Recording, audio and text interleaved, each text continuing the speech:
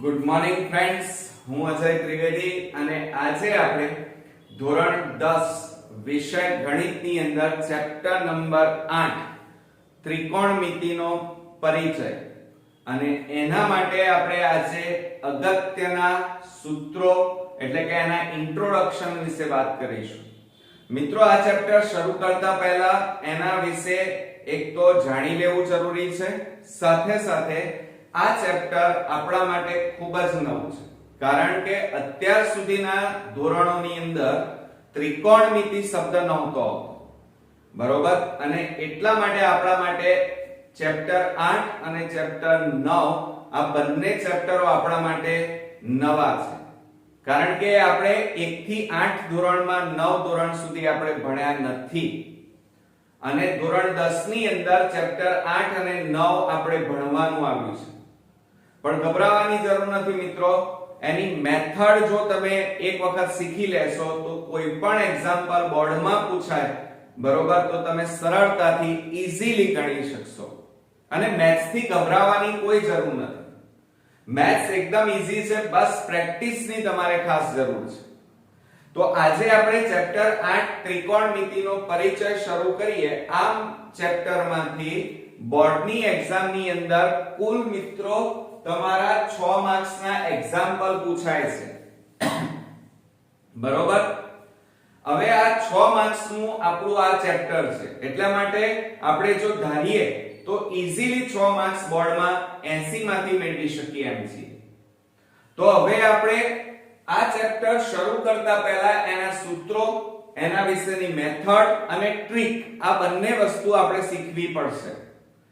આપણું આ ચેપ્ટરનું નામ છે ત્રિકોણમિતિનો પરિચય. એને અંગ્રેજીમાં ત્રિકોણમિતિને આપણે શું કહીએ છીએ? ટ્રાયગોનોમેટ્રી. યાદ રાખજો, કારણ કે ટૂંકા પ્રશ્નોમાં એટલે કે વિકલ્પો, ખાલી જગ્યા, તે ઉપરાંત ખરા ખોટા અને એક વાક્યમાં જ્યારે દાખલાઓ પૂછાય છે એની અંદર આ બધું પૂછી શકાય. એટલે કે વિભાગ એ આપણો 24 માર્ક્સનો છે, એની અંદર આ બધું પૂછાય છે. તો ત્રિકોણમિતિને અંગ્રેજીમાં ટ્રાયગોનોમેટ્રી કહેવાય, બરોબર. એટલે એ ક્લિયર આપણું પહેલું થઈ ગયું. હવે આ ટ્રાયગોનોમેટ્રીનો સ્પેલિંગ પણ યાદ રાખજો. TRIGONOMETRY. ટ્રાયગોનોમેટ્રી એટલે ત્રિકોણમિતિ. હવે આ ટ્રાયગોનોમેટ્રીને કુલ 3 ભાગમાં ડિવાઈડ કરવામાં આવે છે, એટલે કે વહેંચવામાં આવે છે. જુઓ, ટ્રી, ગોન અને મેટ્રોન. ટ્રી, ગોન, મેટ્રોન આ 3 ભેગા કરીએ એટલે શું બની જાય? ટ્રાયગોનોમેટ્રી. હવે ટ્રી એટલે શું થાય? તો 3 થાય. ગોન એટલે બાજુઓ, યાદ રાખજો હો. અને મેટ્રોન એટલે માપ. ફરીથી જોઈ લો કે ટ્રી એટલે 3, ગોન એટલે બાજુઓ અને મેટ્રોન એટલે માપ. અને આ ત્રણે ભેગા કરો એટલે ત્રિકોણમિતિ અને 3 બાજુઓના માપ એટલે પણ ત્રિકોણમિતિ. ઓકે, ક્લિયર થયું? 3 બાજુઓના માપ એટલે ત્રિકોણમિતિ. હવે આપણે બીજી વાત કરીએ કે આ ત્રિકોણમિતિની અંદર આપણે ત્રિકોણનો ઉપયોગ કરવાનો છે. હવે ત્રિકોણ કયા પ્રકારના? તો આપણે બધા જાણીએ છીએ કે એક તો લઘુકોણ ત્રિકોણ, તે ઉપરાંત ગુરુકોણ ત્રિકોણ અને તે ઉપરાંત કાટકોણ ત્રિકોણ. આમ ત્રિકોણ આપણી પાસે 3 પ્રકારના છે: લઘુકોણ, ગુરુકોણ અને કાટકોણ. અને એ જ રીતે બીજા એના બાજુઓને અનુલક્ષીને, આ ખૂણાઓને અનુલક્ષીને વાત કરી કે ખૂણાઓને અનુલક્ષીને ત્રિકોણના 3 પ્રકાર: લઘુકોણ, ગુરુકોણ અને કાટકોણ. અને બાજુઓને અનુલક્ષીને વાત કરીએ તો સમબાજુ ત્રિકોણ, જેની બધી બાજુઓ સરખી હોય; સમદ્વિબાજુ ત્રિકોણ એટલે કે જેની 2 બાજુઓ સરખી હોય; અને વિષમબાજુ ત્રિકોણ એટલે કે જેની એક પણ બાજુ સરખી ન હોય, એને વિષમબાજુ ત્રિકોણ કહેવાય. આમ ત્રિકોણો કુલ કેટલા થયા? 6. એમાં ખૂણાને અનુલક્ષીને 3 કયા કયા? લઘુકોણ, ગુરુકોણ અને કાટકોણ. અને બાજુઓને અનુલક્ષીને ત્રિકોણના ત્રણ પ્રકાર: સમબાજુ ત્રિકોણ, સમદ્વિબાજુ અને વિષમબાજુ ત્રિકોણ. ઓકે, ક્લિયર થયું? એટલે ત્રિકોણો કુલ 6 યાદ રાખજો, કારણ કે વિભાગ A માં આ બધું યાદ રાખવું પડશે. બરોબર? અને 1 માર્ક્સ આપણા માટે આ બધો કિંમતી છે અને 1 માર્ક્સ આપણે ગુમાવવાનો નથી, એટલા માટે આ બધી મહેનત કરી રહ્યા છીએ.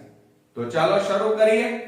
હવે જો આપણી પાસે આ એક કાટકોણ ત્રિકોણ, ત્રિકોણમિતિના પરિચયમાં એટલે કે ચેપ્ટર 8 માં કાટકોણ ત્રિકોણ જ ભણવાનું છે. બરોબર? અને આપણે જાણીએ છીએ કે કાટકોણ ત્રિકોણ સાથે પાયથાગોરસ નામના ગણિત શાસ્ત્રી સંકળાયેલા છે અને એના સૂત્રનો આપણે ઉપયોગ કરતા હતા. બરોબર? તો હવે જુઓ, આ ત્રિકોણ A, B અને C આપેલો છે. એમાં માપ ખૂણો B એ કાટખૂણો છે, એટલે કે એનું માપ કેટલું થાય? 90. અને માટે આ ત્રિકોણ કાટખૂણો. ઓકે, બીજી વાત કરીએ.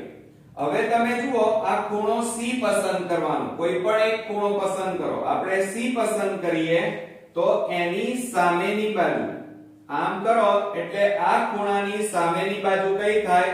AB. સમજો, AB એટલે AB કઈ થઈ? સામેની બાજુ. અને આ ખૂણાની આ BC એ કઈ બાજુ થાય? પાસેની બાજુ. અને આ જે ઢાળ છે એ શું કહેવાય? કર્ણ કહેવાય. એટલે આટલી વસ્તુ માઇન્ડમાં તમે નોંધ કરી લેજો કે ખૂણો તમે જો C લો, આ બાજુનો ખૂણો લો, તો એની આ કઈ બાજુ કહેવાય? AB એ સામેની બાજુ. અને BC એ કઈ બાજુ કહેવાય? એની નજીક છે એટલે પાસેની બાજુ. અને આ ઢાળને શું કહેવાય? કર્ણ. ઓકે, હવે એના કરતા થોડું ઉલટું બીજું શીખવાડું. સમજો, કદાચ આ ખૂણો ના લો અને તમે કહો કે સર મારે આ ખૂણો લેવો હોય તો આ ખૂણા A ની આ કઈ બાજુ થશે? જુઓ, દૂર છે એટલે આ BC કઈ બાજુ બને? સામેની બાજુ. ઓકે, અને ખૂણા A ની આ નજીક છે એટલે આ પાસેની બાજુ થાય. પણ અત્યારે આકૃતિમાં આપણે આ ખૂણો લીધો છે એટલે આ ખૂણાની આ કઈ બાજુ? દૂર છે માટે સામેની બાજુ. અને આ કઈ બાજુ થાય? નજીક છે માટે પાસેની બાજુ. અને કર્ણ કયો થાય? AC. ઓકે, હવે બીજી વાત કરીએ કે સામાન્ય રીતે આપણે જાણીએ છીએ કે આપણે જેમ ABCD, પહેલી ABCD, બીજી ABCD હોય, એવી રીતે ગ્રીક દેશમાં મોટા ભાગે ABCD માં કયા અક્ષરો વપરાય છે? આલ્ફા, બીટા, ગામા, થીટા, આવા અક્ષરો. બરોબર? આ ગ્રીક ABCD છે મિત્રો, યાદ રાખજો. બરોબર?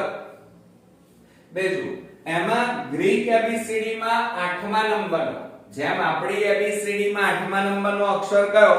A B C D E F G H. બરોબર? એવી રીતે ગ્રીક ABCD માં 8મો અક્ષર કયો છે? થીટા. આને લખાય કઈ રીતે સમજી લેજો જરા. આમ કરી, આમ કરી, આમ કરવાનું. આને થીટા કહેવાય. શું કહેવાય? થીટા. એટલે આ જે ખૂણો છે એ ખૂણાનું માપ દર્શાવવા માટે થીટાનો ઉપયોગ થાય છે. શેનો ઉપયોગ થાય છે? થીટાનો. એટલે ખૂણાનું માપ દર્શાવવું હોય તો હંમેશા થીટા વડે દર્શાવવામાં આવે છે. હવે બીજી વાત કરીએ. આટલું ક્લિયર થઈ ગયું મિત્રો? હવે જુઓ, સામાન્ય રીતે આપણે જાણીએ છીએ કે ત્રિકોણમિતિમાં કુલ 6 વસ્તુઓ ભણવાની છે. એના પહેલા આપણે પૂર્ણ નામ ભણીએ. કયા કયા? પહેલું એક તો સાઈન કહેવાય, આને SINE, સાઈન. આ પૂરું નામ છે. બીજું છે કોસાઈન. કયું નામ છે? કોસાઈન. એટલે COSINE. આ પૂર્ણ નામ છે. ટેન્જેન્ટ. શું? ટેન્જેન્ટ. TANGENT. ટેન્જેન્ટ. ત્યાર પછી છે કોટેજેન્ટ. શું છે? કોટેજેન્ટ. COTANGENT એટલે કે કોટેજન્ટ. બરોબર? અને ત્યાર પછી સેકન્ડ કહેવાય. શું કહેવાય? સેકન્ડ. SECANT એટલે સેકન્ડ.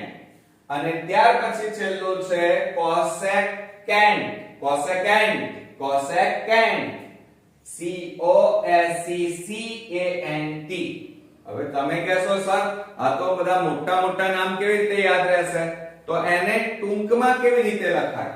જુઓ આપણી પાસે કુલ કેટલા અક્ષરો હતા? 6. સાઇન, કોસાઇન, ટેન્જેન્ટ, કોટેજેન્ટ, સેકેન્ટ અને કોસેકેન્ટ. બરોબર. હવે સાઇન ને ટૂંકમાં કેવી રીતે લખાય? SIN. ત્રણ અક્ષરો લેવાના, પહેલા ત્રણ જુઓ. સાઇન તો SIN આવી ગયું. પછી કોસાઇન એમાં પહેલા ત્રણ અક્ષરો લો, cos. આને શું કહેવાય? sin cos.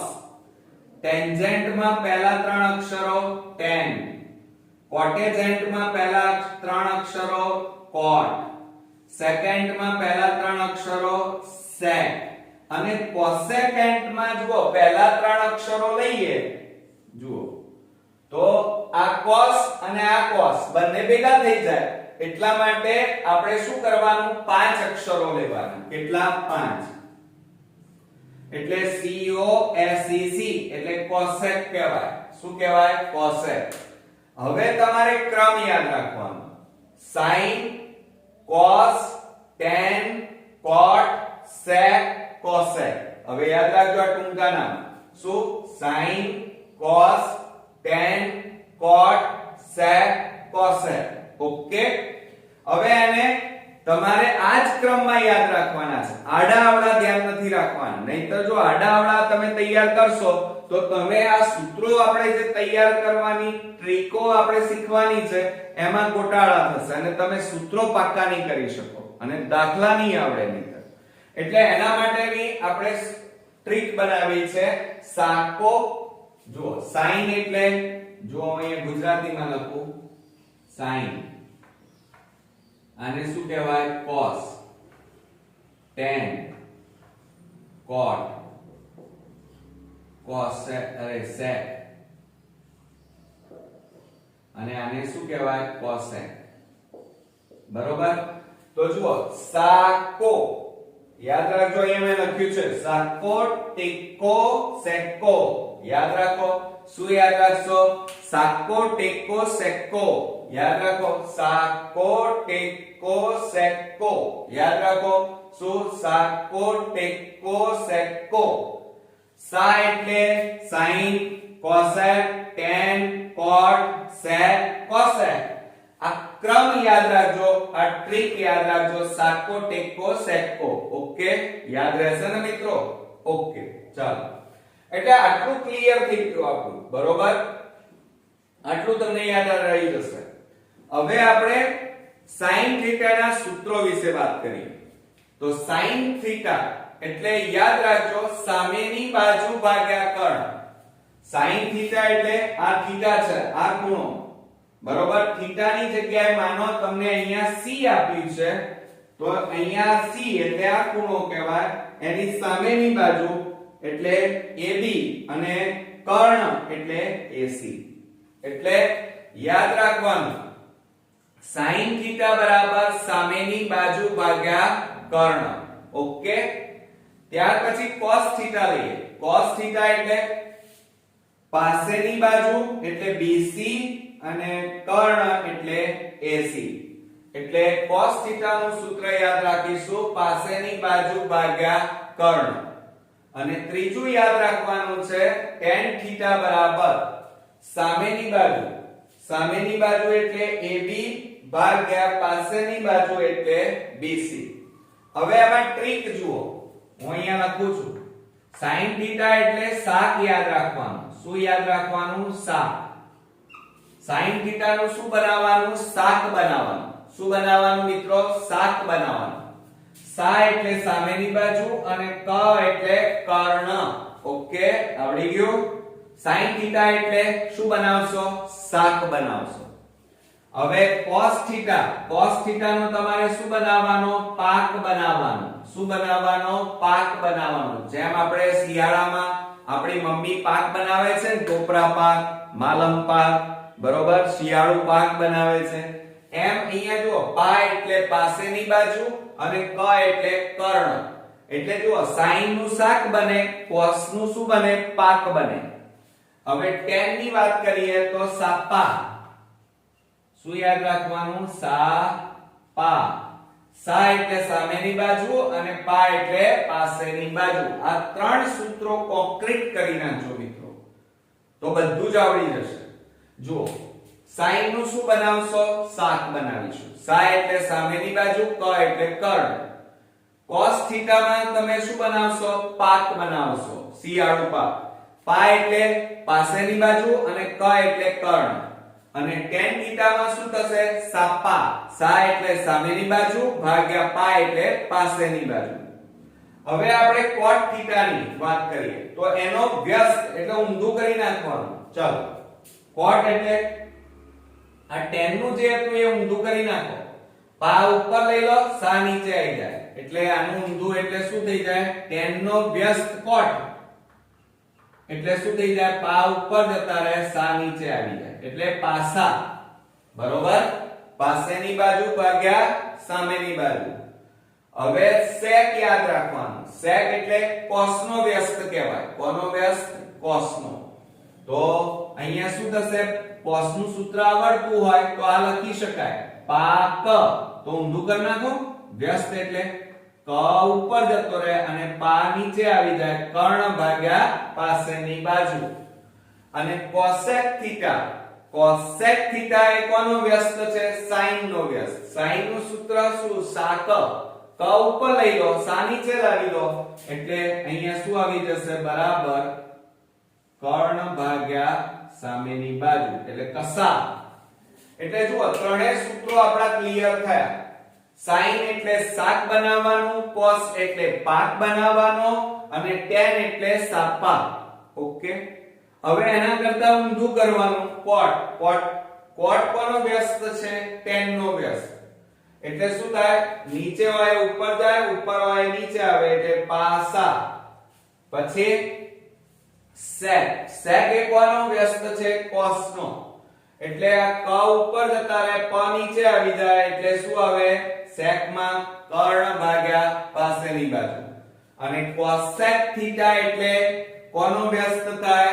sin θ નો વ્યસ્ત. એટલે cosec θ. અને એનું સૂત્ર શું છે? sin નું સામેની બાજુ ભાગ્યા કર્ણ એટલે કે શાક. અને એનું ઊંધું કરો તો ક ઉપર જતા રહે, સા નીચે આવી જાય એટલે કર્ણ ભાગ્યા સામેની બાજુ. એટલે આ રીતે આપણે યાદ રાખવાનું થશે. આ મોસ્ટ ઇમ્પોર્ટન્ટ સૂત્રો છે. આ 6 સૂત્રો તમારે કોન્ક્રીટ તમારે 10 વાર લખીને તૈયાર કરી નાખવાના છે. ઓકે. અને તમે જ્યાં તૈયારી કરતા હોય, તમે જ્યાં રીડિંગ કરતા હોય ત્યાં તમારે દિવાલ ઉપર આના કોઠા બનાવી અને ચોંટાડી દેવા. બરોબર? હવે આપણે આગળ વધીએ.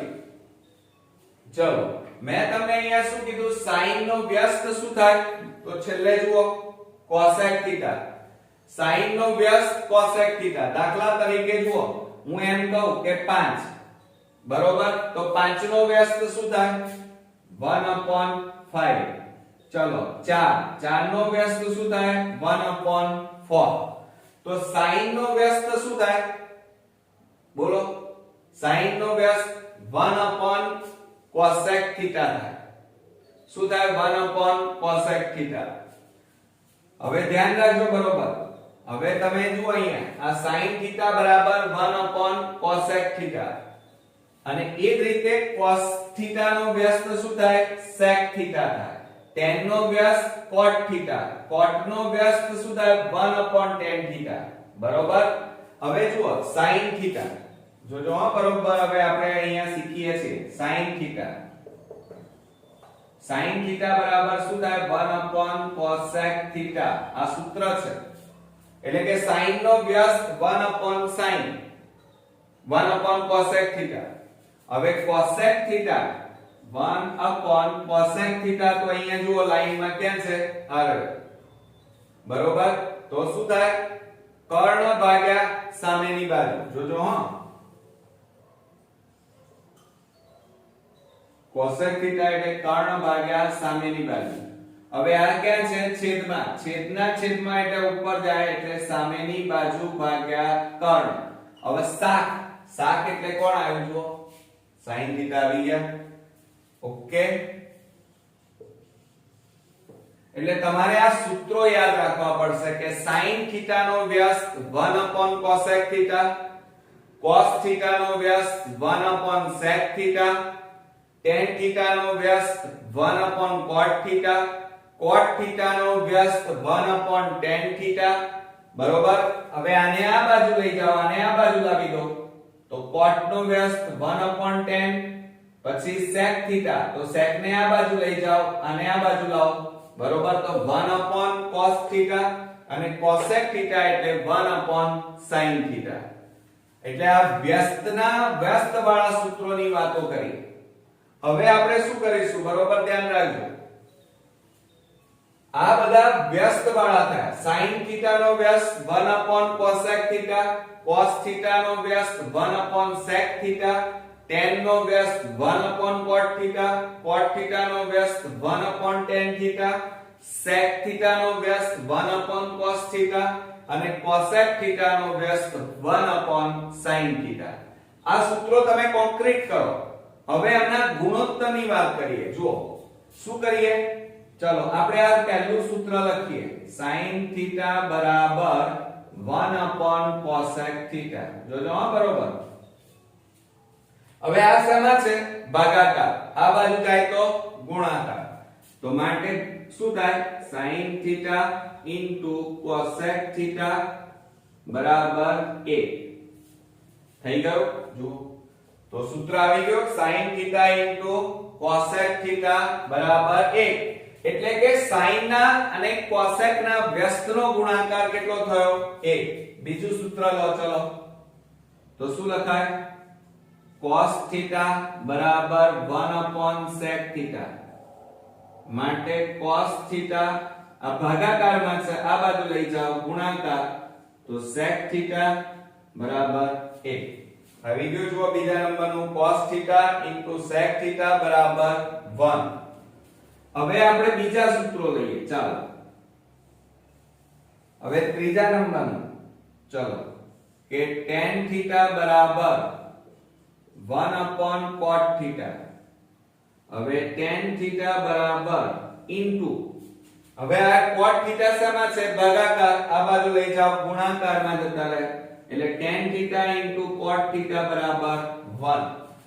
હવે આની કિંમત મૂકી દો ને, જવાબ પણ એક જ આવે. જુઓ tan એટલે શું થાય, મને કહો. ચલો sin θ cos θ ગુણ્યા cot નું શું થાય સૂત્ર, બોલો. cot θ એટલે cos θ sin θ થાય બરાબર 1. જુઓ ઉડી ગયા, sin sin કેટલો જવાબ આવે, 1 આવે કે ના આવે. ઓકે, ખ્યાલ આવ્યો તમને? એટલે એક આ ધ્યાન રાખજો. ચાલો હવે આની વાત આપણે ખ્યાલ આવી ગયો હશે તમને. હવે આપણે પાંચમા નંબરની વાત કરીએ. ચલો તો શું કરીશું, પાંચમા નંબરમાં sec θ બરાબર 1 cos θ. માટે sec θ, હવે જો આ ભાગાકારમાં છે, આ બાજુ જાય તો ગુણાકાર એટલે ઇન્ટુ cos θ બરાબર 1 જવાબ આવે. એટલે જુઓ અહીંયા તમે આ રીતે પણ લખી શકો, sec θ cos θ બરાબર 1. હવે sec θ, sec એટલે શું થાય, 1 જુઓ અહીંયા sec θ એટલે 1 cos θ. sec ની કિંમત કેટલી છે, 1 cos θ મૂકી ગુણ્યા આ cos θ અને m ઉડી ગયા, તો બરાબર કેટલો જવાબ આવે, 1. આવડશે ને? હવે છઠ્ઠા નંબરમાં જોઈએ. ચાલો છઠ્ઠું નંબર cosec θ બરાબર 1 sin θ. cosec θ બરાબર 1 sin θ. માટે cosec θ, હવે જુઓ sin θ ભાગાકારમાં છે, બરાબરની આ બાજુ જાય તો ગુણાકાર એટલે ઇન્ટુ sin θ બરાબર 1. આ નિત્યસમ કહેવાય કરતા. એટલે જુઓ cosec θ sin θ બરાબર પણ કેટલા થાય, 1. હવે એક જવાબ આવે છે કે નહીં ચેક કરીએ. કોસેક, કોસેક ની કિંમત મૂકો. ચાલો કોસેક એટલે શું લખાય? 1 upon sin. તો એની જગ્યાએ મૂકી દો 1 upon sin θ ગુણ્યા sin θ બરાબર sin sin ઉડી ગયા, કશું ના વધ્યું એટલે કેટલો જવાબ આવ્યો? 1. એટલે જુઓ cosec θ sin θ એટલે 1. એટલે જો અહીંયા મેં લખ્યું છે વ્યસ્તનો ગુણાકાર હંમેશા 1 આવે. એટલે તમારે યાદ રાખવાનું છે કે sin નો વ્યસ્ત cosec, cos નો વ્યસ્ત sec, tan નો વ્યસ્ત cot, cot નો વ્યસ્ત tan, sec નો વ્યસ્ત cos અને cosec નો વ્યસ્ત sin અને એમનો ગુણાકાર કરો તો જવાબ કેટલો આવે? 1. ઓકે. હવે ત્યાર પછી આપણે બીજી વાત કરીએ. હવે બે સૂત્રો આપણે શીખવાના છે મોસ્ટ ઇમ્પોર્ટન્ટ કે tan θ હોય તો શું થાય? sin θ upon cos θ. sin θ upon સાક્કો યાદ રાખવાનો. શું યાદ રાખવાનો? સાક્કો. tan θ બરાબર sin θ ભાગ્યા cos θ. એટલે સાક્કો યાદ રાખવાનો. tan θ બરાબર સાક્કો sin θ upon cos θ. અને cot θ આપણને આપેલું હોય તો શું થાય? યાદ રાખો cos θ upon sin θ. એટલે કોસા યાદ રાખવાનું. શું યાદ રાખવાનું? કોસા. એટલે tan θ બરાબર sin θ upon cos θ અને cot θ બરાબર cos θ upon sin θ. બરોબર મિત્રો? તો આ રીતે આપણા કુલ 17 સૂત્રો થયા અને આ રીતે મેથડ થી યાદ રાખવા પડશે. ગોખી નથી મારવાના. જો તમે એની ટ્રીકો યાદ રાખેલી હશે, શોર્ટ ટ્રીકો તમે યાદ કરી હશે તો તમે ગમે ત્યારે આ ઊંઘમાંથી ઉઠાડશો તોય આ સૂત્રો તમને આવડશે. પણ જો ગોખેલા હશે તો એકાદ દિવસમાં તમે ભૂલી જશો અને વર્ષ દરમિયાન તમે આ સૂત્રોની મદદથી દાખલા નહીં ગણી શકો. તો જો અહીંયા આપણે ગણતરી કરીએ. ચાલો આ 6 સૂત્રો 6 ને 6 12 13 14 15 16 અને 17 કુલ 17 સૂત્રો થયા. ફરી એક નજર મારીએ. ત્રિકોણમિતિનો પરિચય એટલે ટ્રિગોનોમેટ્રી. બરોબર? ટ્રિગોનોમેટ્રી ત્રણ શબ્દોથી બનેલો છે. કયા કયા? ટ્રીગોન અને મેટ્રોન. ટ્રી એટલે ત્રણ, ગોન એટલે બાજુઓ અને મેટ્રોન એટલે માપ. ઓકે.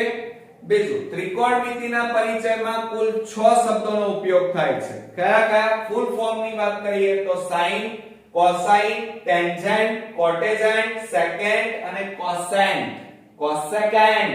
ઓકે. પણ બોલવામાં અને ગણવામાં એના ટૂંકા નામનો ઉપયોગ થાય છે અને એ છે sin, cos, tan, cot, sec, cosec. Okay. હવે એને યાદ કેવી રીતે રાખવા? ક્રમમાં યાદ રાખવાના. ગમે તેમ યાદ નથી રાખવાના મિત્રો, ક્રમમાં યાદ રાખવાના. ક્રમમાં યાદ રાખવા માટે એની ટ્રીક છે અને એ ટ્રીક છે કઈ? સાક્કો, ટેકો, સેક્કો. સા એટલે sin, કો એટલે cos, ટેકો એટલે tan, cot, સેક્કો એટલે sec, cosec. યાદ રહેશે? સાક્કો, ટેકો, સેક્કો. ઓકે. આ ટ્રીક યાદ રાખજો. બીજી વાત કરીએ કે હંમેશા ત્રિકોણમિતિના પરિચયમાં કાટકોણ ત્રિકોણનો ઉપયોગ થાય છે. કેમ? કારણ કે આપણી પાસે ખૂણાને અનુલક્ષીને કુલ 3 ખૂણા. કયા? લઘુકોણ, ગુરુકોણ, કાટકોણ. અને બાજુને અનુલક્ષીને 3 ત્રિકોણ. કયા? સમબાજુ ત્રિકોણ, સમદ્વિબાજુ ત્રિકોણ અને વિષમબાજુ ત્રિકોણ. ઓકે. પરંતુ આ ચેપ્ટરમાં આપણે કાટકોણ ત્રિકોણ ભણવાનો છે. એમાં જુઓ કાટકોણ ત્રિકોણમાં ABC એમાં B 90 છે. તો આપણે આ જે C ખૂણો છે એનું માપ આપણે ખૂણાનું માપ દર્શાવવા માટે કઈ સંજ્ઞા વપરાય છે? થીટા. થીટા એ ગ્રીક ABCD નો 8મો અક્ષર છે. યાદ રાખજો, મોસ્ટ ઇમ્પોર્ટન્ટ કે ગ્રીક ABCD માં 8મો અક્ષર થીટા છે. અને આ સિવાય આલ્ફા, બીટા, ગામા પણ ગ્રીક ABCD ના અક્ષરો છે. બીજી વાત કરીએ કે સામાન્ય રીતે sin થીટા, આ થીટા જો c લીધો હોય તો આ એની કઈ બાજુ કહેવાય? સામેની. અને એની આ કઈ બાજુ કહેવાય? પાસેની. ઓકે. અને આ ઢાળને શું કહેવાય? કર્ણ. એટલે આપણે સૂત્રો યાદ રાખીશું sin થીટા. 3 યાદ રાખો, બાકી બધા આવડી જશે. sin થીટા એટલે સાક. sin થીટા નું શું બનાવવાનું? સાક. cosec નું શું બનાવશો? પાક. sin થીટા એટલે સામેની બાજુ ભાગ્યા કર્ણ. cosec નો પાક બનાવીએ એટલે પાસેની બાજુ ભાગ્યા કર્ણ. અને tan થીટા એટલે સામેની બાજુ સાપા, સામેની બાજુ ભાગ્યા પાસેની બાજુ. અને cot એટલે tan નું ઊંધું કરી નાખો, પાસેની બાજુ ભાગ્યા સામેની બાજુ, ઉલટાઈ દેવાનું, વ્યસ્ત કરી દેવાનું. અને sec એ કોનો વ્યસ્ત છે? cos નો, એટલે કર્ણ ભાગ્યા પાસેની બાજુ. અને cosec એટલે sin નો વ્યસ્ત કહેવાય, કર્ણ ભાગ્યા સામેની બાજુ. યાદ રહેશે ને મિત્રો?